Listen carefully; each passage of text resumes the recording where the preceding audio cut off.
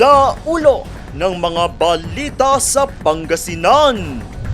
Bagong ICU at NICU sa Urdaneta District Hospital. Laking ginhawa para sa mga Pangasinense. Mga student athletes ng Binalonan nag-uwi ng medalya mula sa international competition at para games. At mga magsasaka mula sa Season Pangasinan nakatanggap ng tulong pinansyal.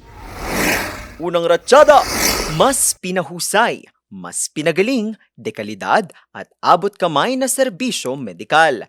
Yan ang pangako ni Pangasinan Governor Ramon Monmon V. Gico III sa kanyang mga kababayan. Patunay dito ang bagong ICU at NICU sa Urdaneta District Hospital. Malaking bagay ito para sa mga Pangasinense, lalo't hindi na nila kailangan pang lumayo at magpunta sa ibang malalawigan o lugar para makuha ang naturang mga serbisyo. Mas mababantayan dito ang mga stroke patients, cardiac cases at severe diabetes complications. Yung mga ganitong facility or dito sa UDH, may lalagay natin dito yung mga pasyente na medyo grabe ang kalagayan.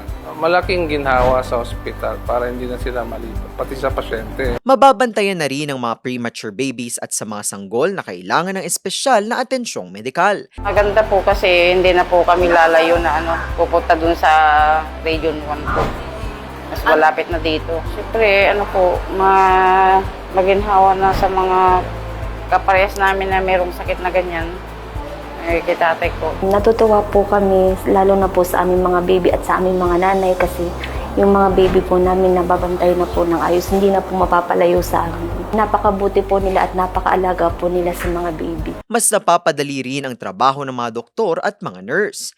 Malaking ginhawa to sa amin, lalo sa nurses at sa ating mga kababayan. Dahil dito, ang mga special cases tulad ng mga premature at saka mayroong ilan kasi na pansamantalang mabilis huminga or may respiratory distress na ilalagay dito para mas tutok at alaga po tayo sa kanila. Ibig sabihin to, accessible na po ito.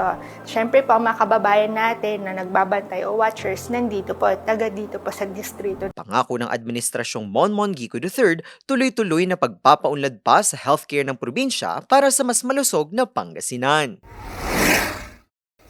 Patuloy na pinatutunayan ng mga kabataang atleta ng Binalonan ang kanyang angking magaling sa larangan ng sports. Ikinararangal nga ng bayan sa pamumuno ni Mayor Ramon R.G.V. Gico ang mga kabataang Binalonian na nakapag-uwi ng medalya sa international competition at para games. Kabilang sa mga gold medalists sina John Carl Agasita para sa racewalk at Yurey Jelay Carnate para sa futsal. Gintong medalya rin ang naiuwi ni RJT Brucal sa running long jump habang sa 100-meter run naman nakuha ni Cian Jeff Antipuesto ang kanyang gintong medalya.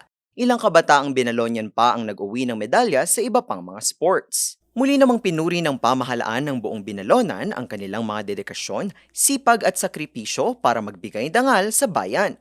Pangako naman sa kanila ang tuloy-tuloy na suporta sa mga susunod pa nilang kahaharaping mga kompetisyon. Sa kasalukuyang hirap na pinagdadaanan ng mga magsasaka, malaking tulong para sa mga magsasaka ng season ang kanilang natanggap na tulong pinansyal sa ilalim ng Presidential Assistance for Farmers and Fisherfolk Program o PAFFP. Ayon sa mga dumalo, makatutulong ang kanilang natanggap na payout sa kanilang mga pang-araw-araw na gastusin at pagpapatuloy ng kanilang pagsasaka. Nagpasalamat naman si Pangasinan 5th District Representative Ramon Monchingico Jr. sa tulong na natanggap ng kanyang mga kababayan. Binigyang diin din niya ang kahalagahan ng patuloy na pagsuporta at pagkilala sa sipag, dedikasyon at ang mahalagang papel ng mga magsasaka sa pag-unlad ng distrito ng buong Pangasinan.